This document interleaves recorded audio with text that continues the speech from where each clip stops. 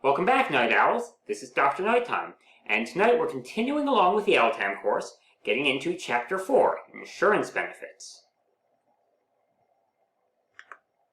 So first, some of the basics of how insurance works. The policyholder will pay some amount of money every year or month at the start of that year or month. Then the insurance company pays out some much larger amount at the end of the year or month of death. Typically, for LTAM, we'll be discussing fully discrete, so end of whole year insurance, but we will talk a little bit in this chapter about how to convert between figures for whole years and fractional years, given some basic assumptions about what happens midway through the year.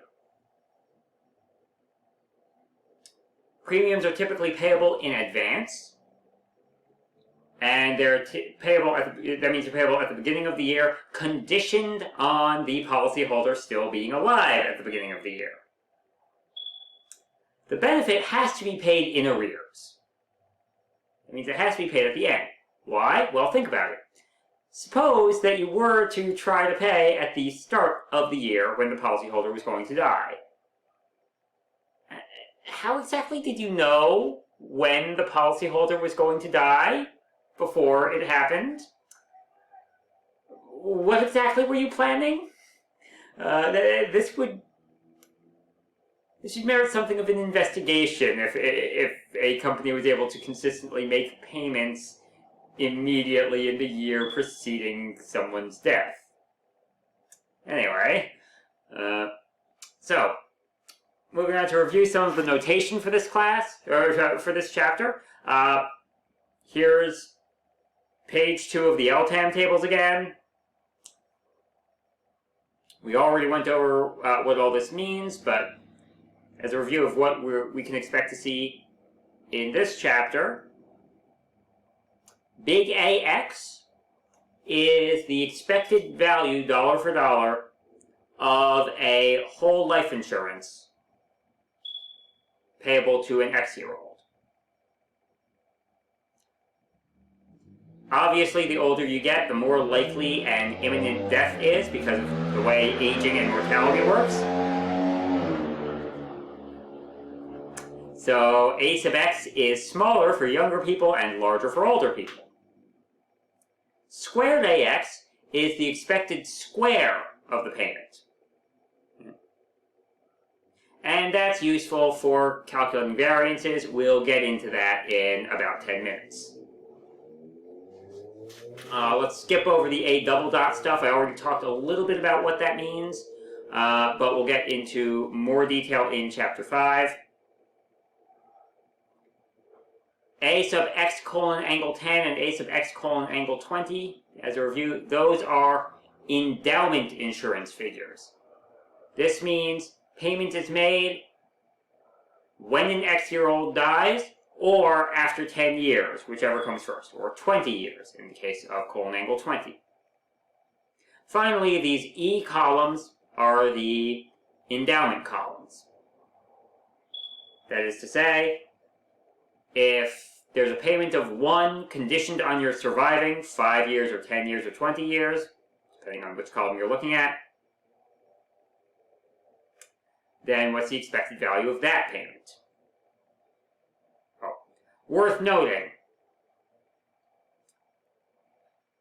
AX is worth a bit less than AX colon angle 20, which is worth less than AX colon angle 10. Why? Because getting paid earlier is worth more than getting paid later. Payment will happen exactly once in all 3 of these cases. It's just one of them is, well, whenever the person dies, one of them is whenever the person dies, but no more than 20 years from now, and then one of them is when the person dies, no more than 10 years from now. All 3 of these insurance figures increase as the person gets older, right? Because payments is more likely to happen sooner. And similarly, with earlier payment being worth more than later payment, endowment figures are worth more the less time you have to wait, with the additional factor that for a shorter term endowment, you're more likely to actually see payment because you don't have to live quite as long. And for endowment figures, since you need to survive in order for a payment to happen, the older the person is, the lower the endowment figures are.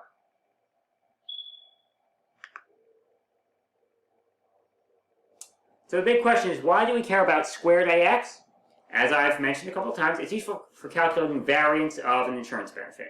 If Z is the net present value of the death benefit on a sum insured of 1, that means when death occurs, the sum is payable of 1. Then variance of Z is a squared x minus ax squared, or I guess squared ax minus ax squared. Right. Standard mean of the square minus square of the mean. And I assume you remember how variances work when you scale a variable. If the sum insured is some other amount s, then the variance scales with the square of that s.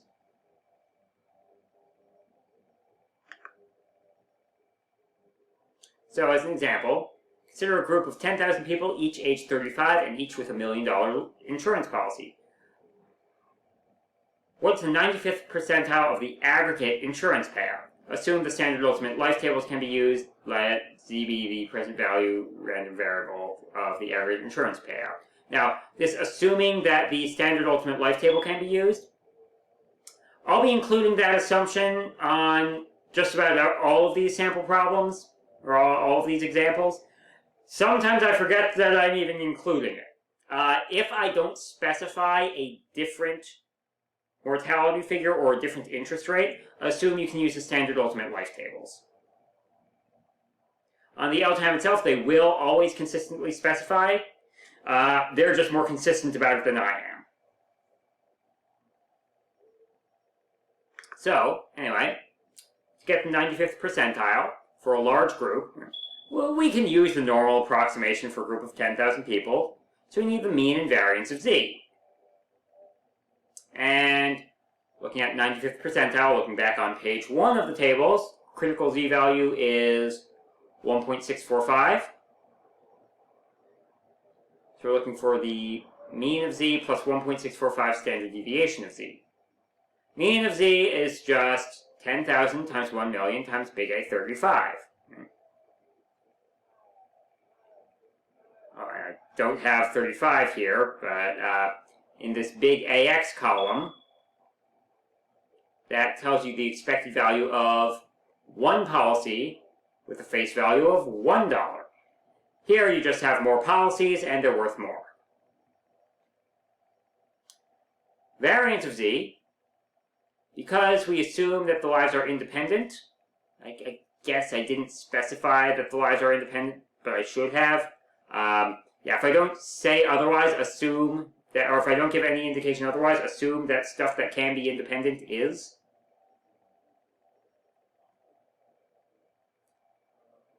So you've got these 10,000 independent lives, so variance of an independent sum is sum of individual variances. Since I've got a $1 million policy, I have to multiply the variance by the square of that 1 million. And then I do square root of 35 minus A35 squared. Get my number out of that. I take the square roots, get the standard deviation. And x, this number I'm looking for, is going to be expectation of z, that's this, plus 1.645 times standard deviation of z, and I get this much. So, averages can be found directly from the table. Variances, you have to use the a squared column, or the squared a column. Now, here's another example that shows something a little more interesting. Suppose a 30-year-old purchases insurance that will pay $1 million at the end of the year of death, assuming the person lives to be at least 40. What's the expected value of this insurance? And use the standard basic assumptions. So, we realize that payment is only, we kind of feel like this is closer to being an insurance policy on a 40-year-old than a 30-year-old, because the first 10 years don't do anything. But we have to wait 10 years, thus 10 years of interest happen, and the sum is only payable if you survive those first 10 years to begin with. And that's how you tackle this. There's a 10p30 chance that there will be a payout and a 10q30 chance that there will not. If there is a payout, then the expected value will be standard 1 million times A40, but that's measured in money 10 years from now, so we have to account for 10 years of interest. Thus, the expected present value is 10p30 times 1 plus I to the negative 10 times a million times big A40. And so the big formula, kind of the big takeaway, except I'll replace this formula with something else on the next slide. Big AX deferred n years is npx times 1 plus I to the negative n times big A sub x plus n. Sometimes you'll calculate it this way exactly, but there is a shortcut. Think for a moment about what this npx times 1 plus I to the negative n represents.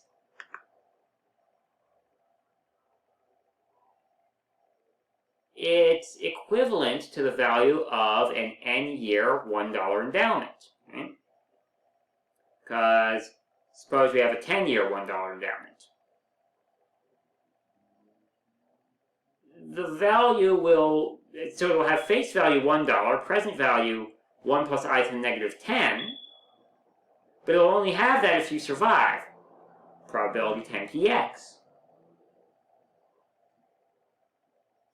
So we get that this endowment figure equals n-year survival times n years of interest, or n years of discount. So using this formula, we can replace these two terms with the simpler NEX. And this is important because for a 5, 10, or 20-year policy, we have, for a 5, 10, or 20-year deferral, we have columns for that we can just look up in the tables without needing to get out our calculators.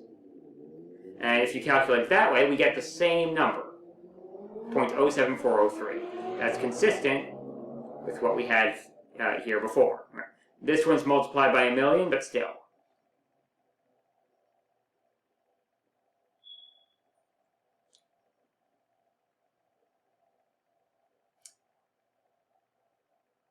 Before I get into this, something else I want to talk about, well, something I want to mention briefly. So, an n-year endowment can be used to defer some number of years. What if I wanted to defer 25 years? So I could calculate directly, right? Look in the tables, get 25px directly, use the calculator to figure out what 1 plus I to the negative 25 was. You could do that. You could definitely do that. Another tool you should just be aware of is that I can actually do the deferrals one step at a time. I can defer, so if it's issued to, say, a 20-year-old now, and there's 25 years of deferral, I could do 20 years of deferral for a 20-year-old, and then look at a 5-year endowment for a 40-year-old, because the remaining 5, because you deferring 25 years is like deferring 20 years and then deferring 5 more years, so I could just multiply 20E20 times 5E40, or 5E20 times 20E25. I'll show that in a little more detail on some later examples. But something else that'll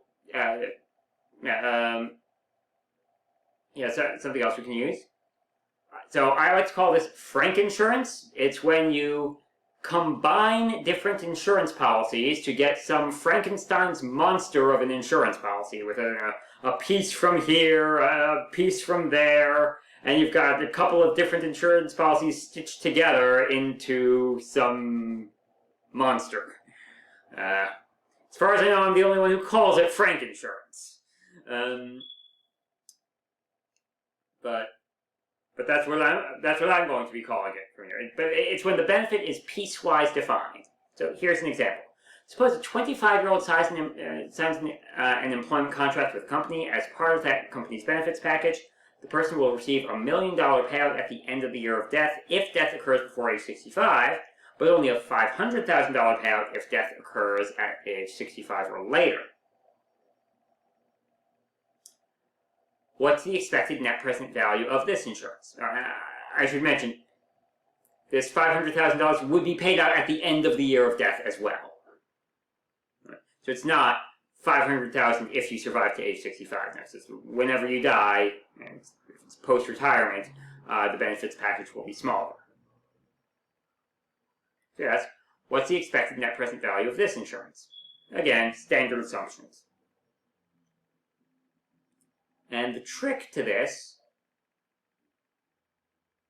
is that you notice Z is the equivalent of $1 million insurance minus $500,000 of a 40-year deferred insurance. Right? You have $1 million. You can pretend that it's a you pay me for $1 million on death, and then I pay you $500,000 on death if I survive to age 65. Right? So it becomes $1 million the whole time minus $500,000 starting at age 65.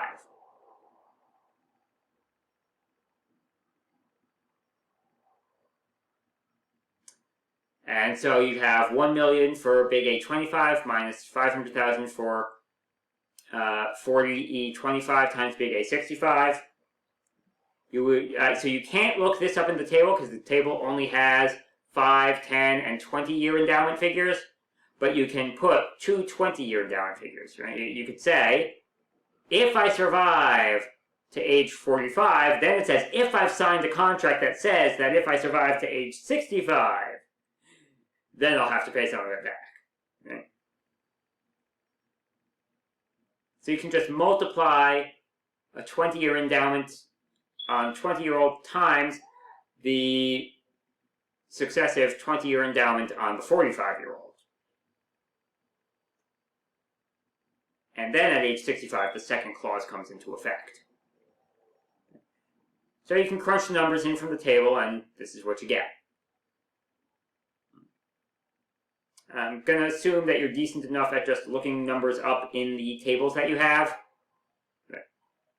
So I'm not always going to put the numbers in or highlight where they come from.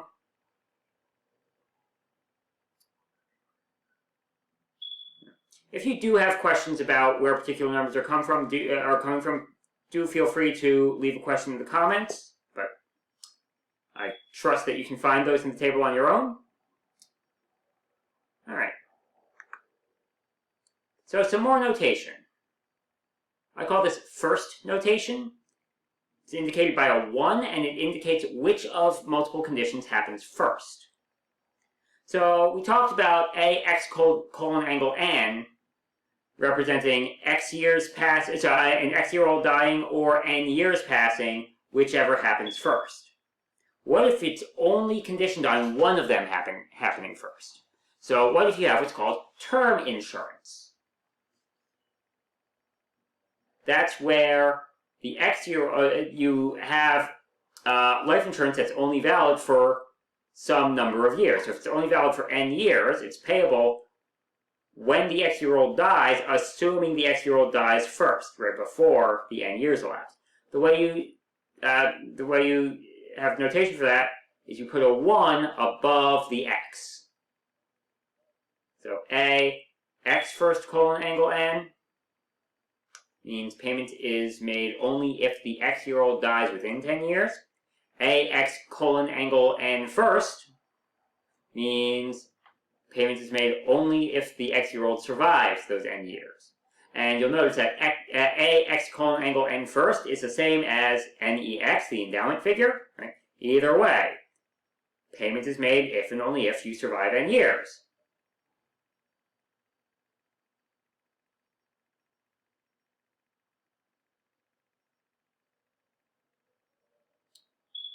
And it's worth noting that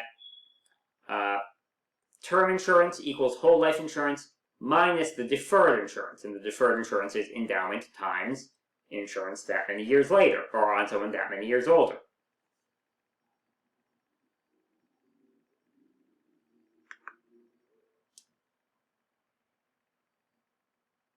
A couple of other details.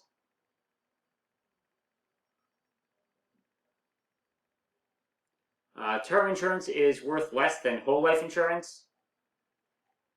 AX minus AX first colon angle N. Apparently the top piece of my angle didn't show up. My apologies. But so term insurance is worth less than whole life insurance, right? Because if I subtract the term insurance from the whole life insurance, I'm left with the deferred insurance. Term insurance is also worth less than endowment insurance.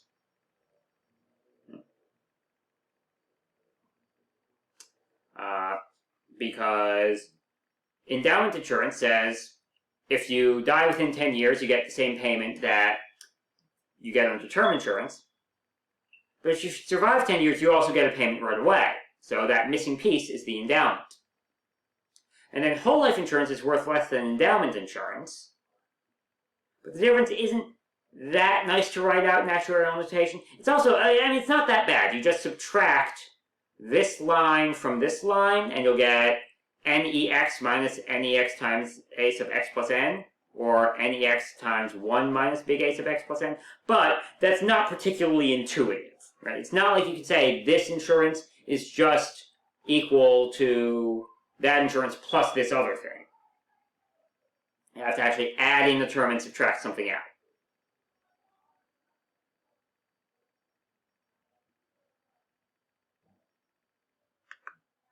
All right. So those are the absolute basics of just what sorts of tools are out there typically. We're kind of about halfway through the chapter. The remaining half of the content in the chapter deals with assorted, unusual cases where you have to think about different contingencies and different rules for different conditions. First, we say, well, what if the payment is not at the end of the year? It could be made periodically, m times in a year. This notation, where you have parentheses and m, that's not to the mth power. That's m times in a year. It means payment is made every mth of a year. So if it's monthly, then m would be 12, right? 12 months in a year.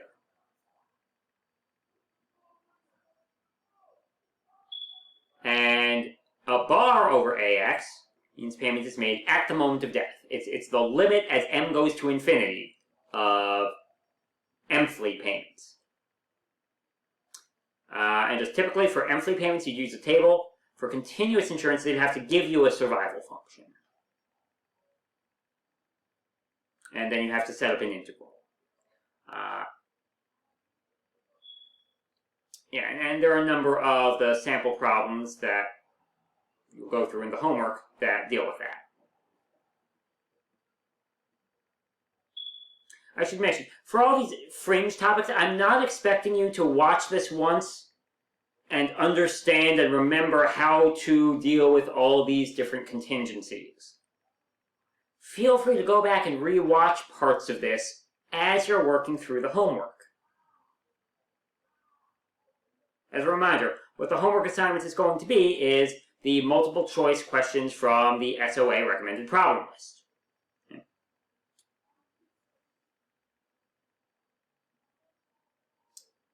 So, a couple of other topics here. There are some important recursion relations, or recurrence relations. Recursion equations, recursive equations, however you want to call them.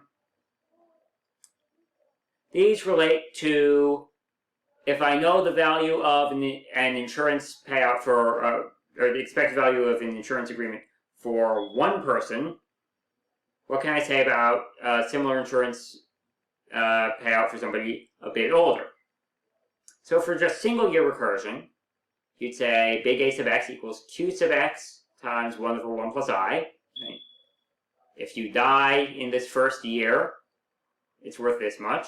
Or if you survive the first year, you're now a year older. But you have to account for 1 year of interest and survival, so 1 year of endowment. For multi-year recursion, if you want an n-year recursion formula, you have to look at the n-year term insurance. That's this a sub x first colon angle n. And then n years of endowment, and you'll be n years older.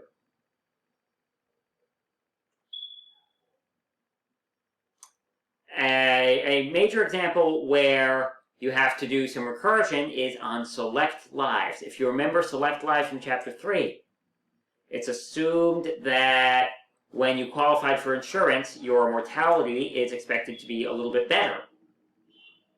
What that means is that if you are a new policyholder, the expected value of insurance for you is slightly less. Slightly less than it would be if you had been with the company for 20 years. So, suppose a 70-year-old buys $1 million health insurance policy. Suppose that a health inspection shows that this person is in good health, such that Q selected at 70 is 0.5 Q70. Q selected at 70 plus 1 equals 0.75 Q71.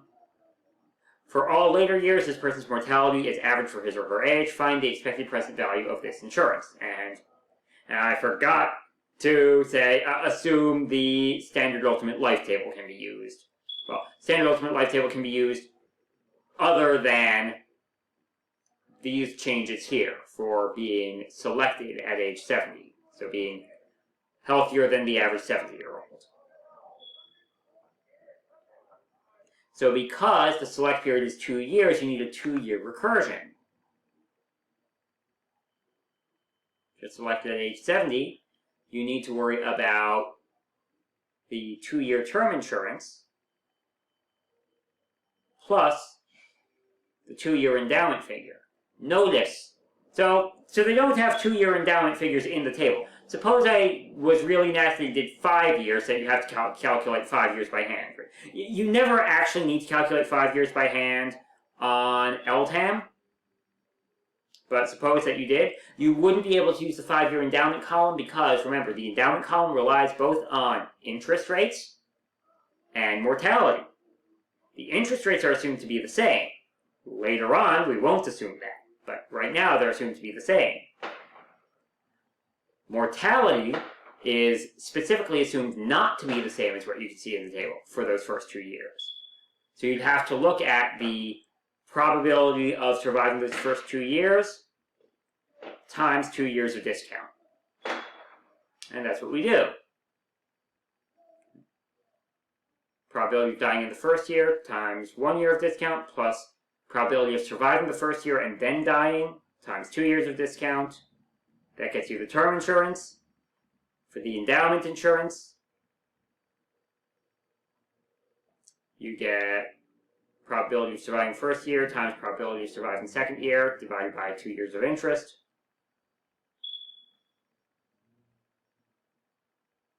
And then big A72, you just look up in the table and you tell you that's 0.45968. And that gets you big A selected at 70. And you multiply that by whatever I said the sum insured was, $1 million. So you multiply this by 1 million. And get expected policy value of like 424,000.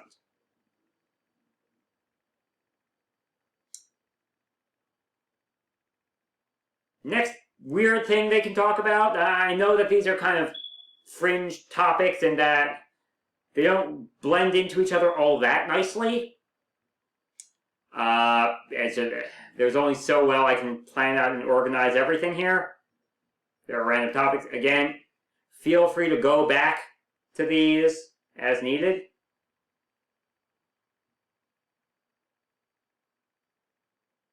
But sometimes the insurance benefit is a function of time. If it's a piecewise function of time, then it's just a frank insurance problem, and you're better off breaking it down into this much plus that much, this insurance plus half of that insurance minus 2/3 of the third insurance, or whatever you do for that. If it's a continuous function of time, so for continuous functions, you probably want to use an integral. And the integral would be, expectation of z would be integral from 0 to infinity, or if you can't survive past some amount of time, then that would be your upper bound. Benefit of t times e to the negative delta t times f sub x of t, where f sub x is the probability density of an x-year-old dying at some time t later.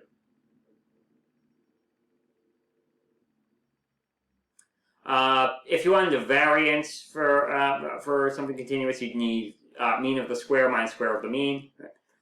Hopefully you remember well enough from probability, if I want mean of the square, I'd have to square the output value, right? I'd have to square this monetary value here, so b would be squared, and interest would be squared. You do not square the probability. You always multiply by regular probability when you're calculating expected values. So, assuming the following mortality and interest assumptions hold, and that time-varying insurance payout B of t is enforced, and assume that benefit is payable at the moment of death, right? So this is how we can just make this continuous.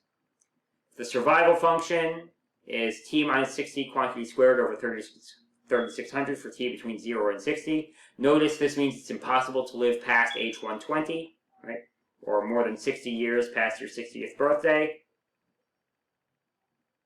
Force of interest is 0.05, and I say that b is 100,000 times 1 plus 0.03t. I guess this 1 plus 0.03t would be intended to approximately account for cost of living adjustments. And I find the expected present value of this insurance benefit.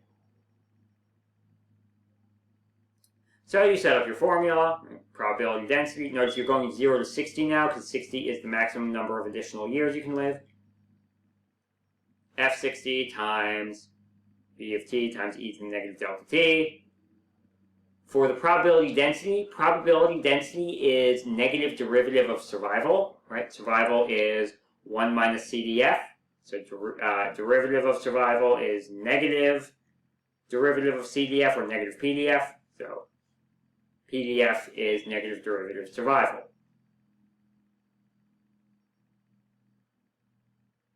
And then the expected value, you just crunch all this in, do integration by parts, and you get 62,203. So again, this is the big formula you should have in mind for this. That expected value is integral over the appropriate time window of probability of death happening right then, times the face value of the benefit, times the discount.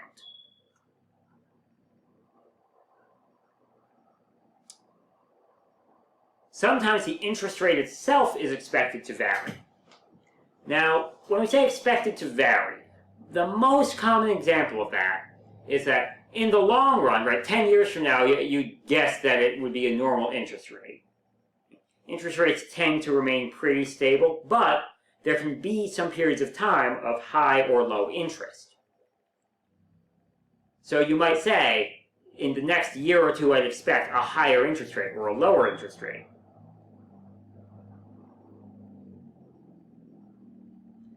And so you treat it as the same way you would a short-term change in mortality for select lives. But now you're dealing with a short-term change in the interest rate. You set up a recursion equation right here. And you notice that for the first n, so the first n years has to be calculated under a different interest rate. Also, this endowment figure has to be calculated under a different interest rate. Because remember, endowment is survival probability times discount. The survival probability now would be the same as normal, but the discount would not. So, suppose that a 50-year-old purchases a $1 million life insurance policy. Mortality follows the standard ultimate life table. However, while interest for most years is assumed to be 5%, interest for the next 3 years is assumed to be 6%. What's the expected present value of this insurance benefit? And so you break it down into a 3-year term insurance and a 3-year deferred insurance. For the 3-year term insurance, I need the probability of dying at age 50, 51, or 52. That's going to be this D50, D51, D52. That is, I'm readjusting the radix here so that L sub 50 equals 1 when I do this. Yeah. But either way, if I just think of these as probabilities of dying specifically in that year, given that I make it at least to age 50, so D50 is just Q50, you look that up in the table. D51 is 1 minus Q50 times Q51. D52 is 1 minus Q50 times 1 minus Q51 times Q52. Fine. Then for this endowment, you have to say number of people who are presumed to have survived to age, number of people who have survived to age 53, times number of people who have survived to age 50, or this ratio, times 1 over 1.06 cubed. And this figure here, this 9818.8, should be calculated from 1 minus D50 minus D51 minus D52. Sorry to disappear for a moment there. I had thought that I had made a mistake when I was making this. You can just look this up in the table. Because while we're changing the interest rate, we're not changing assumptions about mortality.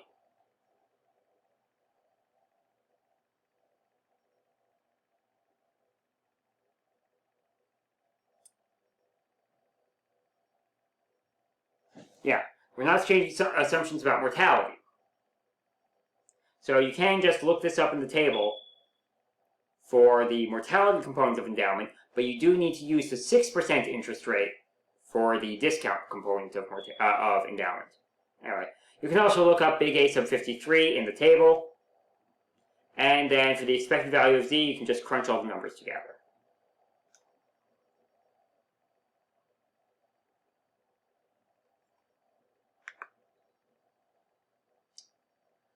A special case of this is if there's only a 1-year change in the interest rate. Now, in a way, that makes it simpler, right? If you go through it that way, your term insurance is just a 1-year thing, but there is a rather significant shortcut. Whenever the payment is made, the real value of the payment differs by the same factor of 1 plus I over 1 plus I prime, where prime is the new interest rate, or the temporary first-year interest rate. Because suppose that the interest rate were 10% in the first year instead of 5%. Then if I wanted to figure out, suppose you died in the 7th year. So the table would assume discount would be 1.05 to the negative 5. Actually, it would be 1.1 to the negative 1 times 1.06 to the negative 6. Or sorry, did I say 1.05? 1.05 to the negative 7, according to the table. And then 1.1 to the negative 1 times 1.05 to the negative 6. Right? So those differ by a factor only for the first year. And this is the factor. No matter how many years in you die. So this just gets you, for a first year change in interest rate, gets you the shortcut A prime X, right, where prime is the new interest rate for the first year. It's going to be 1 plus I over 1 plus I prime times AX.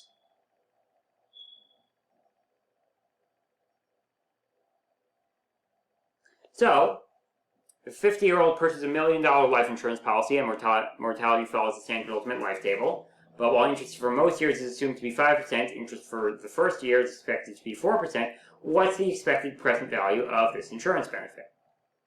you can just look up the value in the insurance in the SULT and multiply by 1.05, divide by 1.04, and get your answer. If you do it the longer way around, you'll get the same answer up to a rounding error in the 5th decimal place, right? If my answers are reported to 5 decimal places, there might be some rounding error there. Yeah. If you didn't quite understand that shortcut, don't worry about it too much.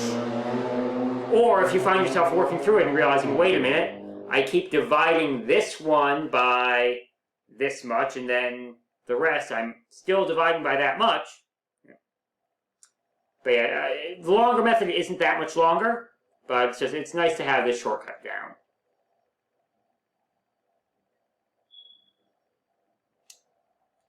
Yet another idea.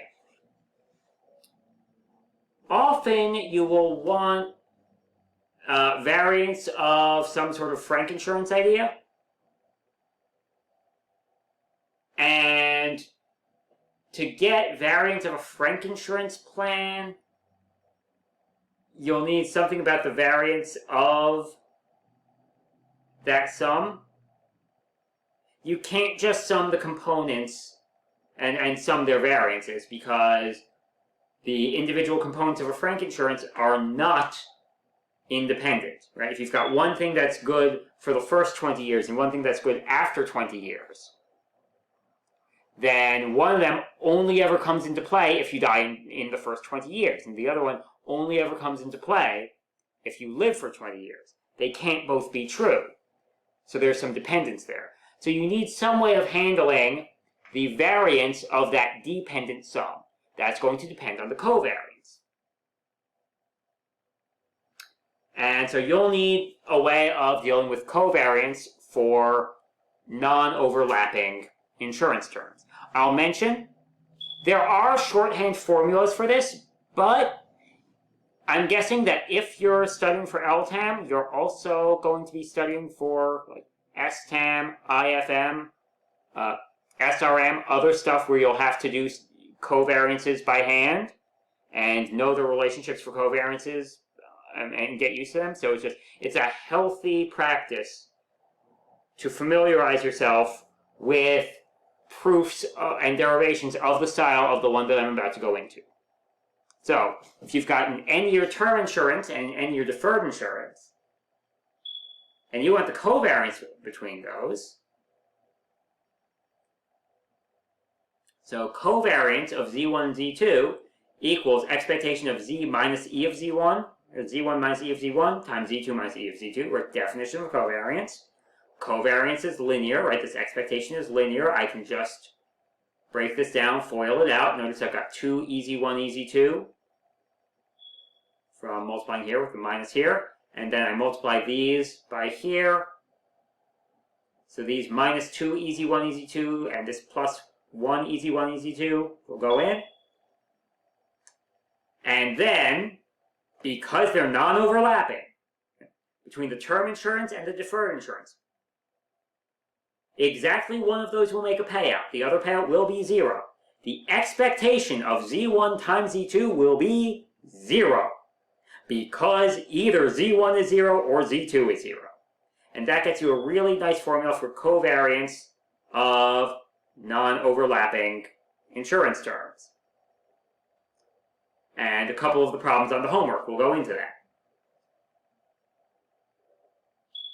So again, yeah, some people, I think some books might even have simplified versions and just here, remember this formula. I highly recommend for this one, familiarizing yourself with the derivation, because it will help in your studies for other actuarial exams as well. If you're pursuing a career in something that involves knowing how to do risk analysis, knowing how to do math with covariances is kind of a little bit important. One last big idea here.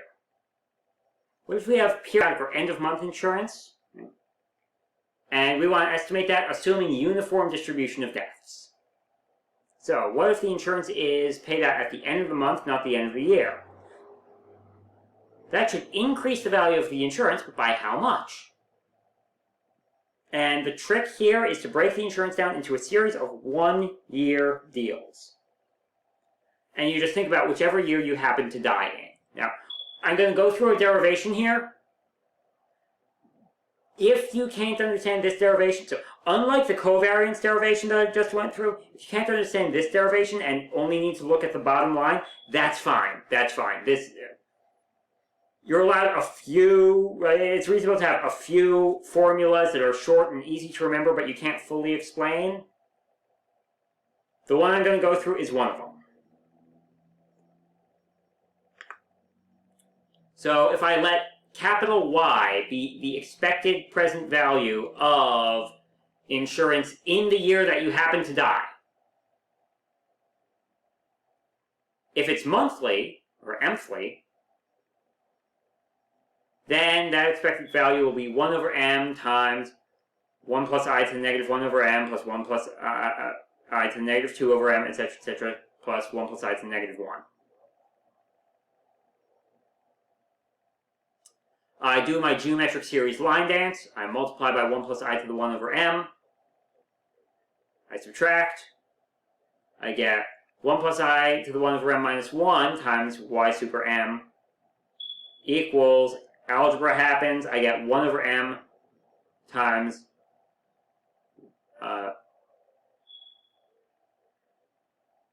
so I get 1 over m times, okay, sorry if you noticed that typo. Going through this again. 1 plus I to the 1 over m minus 1 times y super m equals 1 over m times 1 minus 1 over 1 plus I. If I multiply by 1 plus I, this becomes a 1, this becomes a 1 plus I, so I get a 1 plus I minus 1. And, or rather, if I factor out a 1 over 1 plus I, you'll notice big Y is just 1 over 1 plus I, right? If you know you're going to die that year, then the annualized version, right, that expected present value, will just be 1 over 1 plus I. So I can pull out a Y, because that's equals to 1 over 1 plus I. So I get 1 over m times y times I. Shuffling this around, I get that y super m is equal to some constant times y. I get it's y times I over m times 1 plus I to the 1 over m minus 1. And this down here, you may shrewdly notice as the definition of nominal interest of rate I compounded mthly.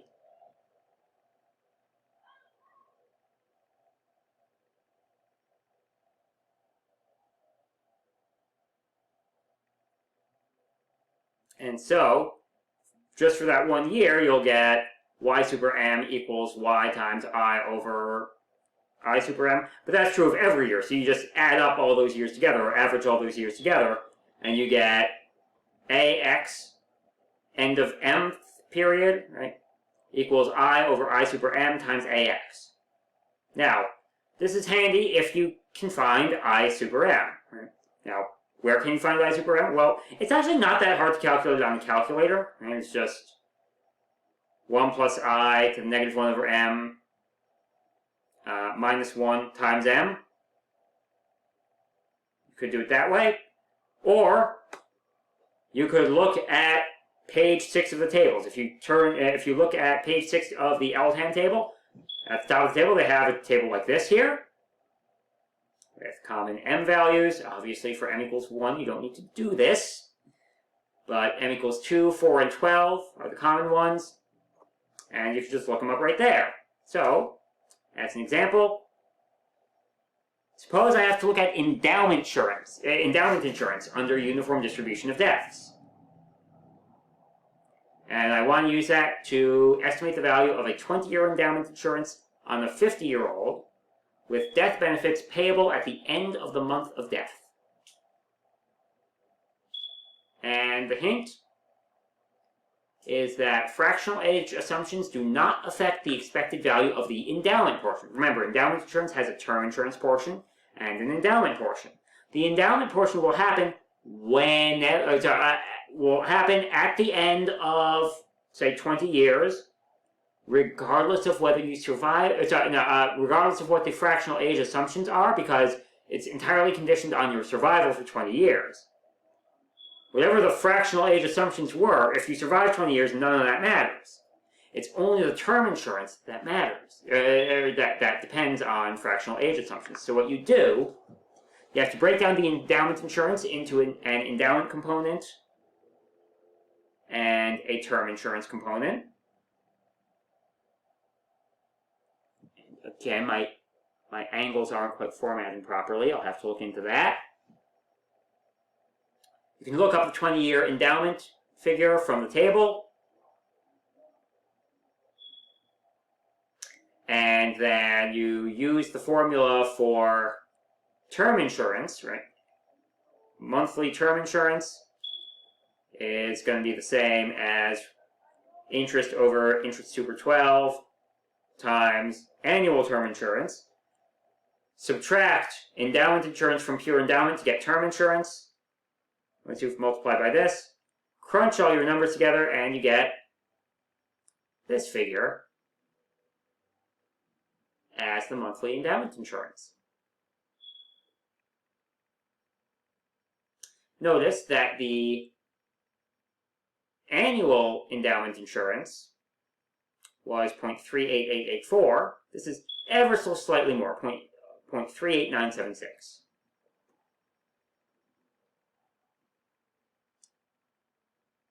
So with that, we're done with Chapter 4. We're done with the content for Chapter 4. For homework, I'd recommend the sample problems, for sample multiple choice problems from the SOA problem list associated with Chapter 4. A few of them have been misclassified and just moved to other chapters. If you look at the current version of the list as of June 2021, they have a few of them deleted. And the very last one currently on the list, 4.22, has something with an I, then a little a, then a bar over that. That's something I'll talk about in Chapter 5. And is a lot more relevant to the Chapter 5 material than the Chapter 4 material. So don't worry about that one. Do that in Chapter 5, and I will say after the Chapter 5 content to look at that one.